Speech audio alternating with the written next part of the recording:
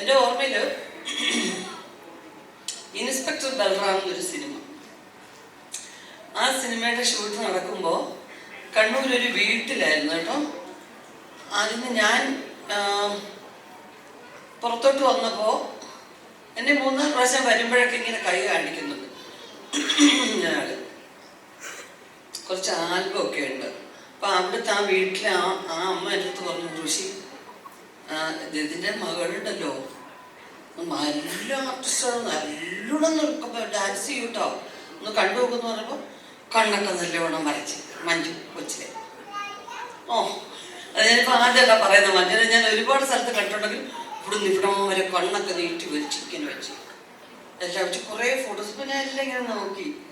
ഞാൻ പറഞ്ഞ സിനിമയിൽ ഇതിനെ വായിച്ചിട്ടു ഇല്ല, നല്ല ആഗ്രഹമൊക്കെ. അപ്പം അദ്ദേഹത്തെ ആ ഷൂട്ടിങ്ങിൻ്റെ പ്രധാനപ്പെട്ട ഒരാളാണ് അവിടെ കൊണ്ടുവന്നത്. അപ്പോൾ നല്ലോണം എല്ലാത്തിനും നല്ല കഴിവൊക്കെ ആ കുട്ടിക്ക് കേട്ടോ.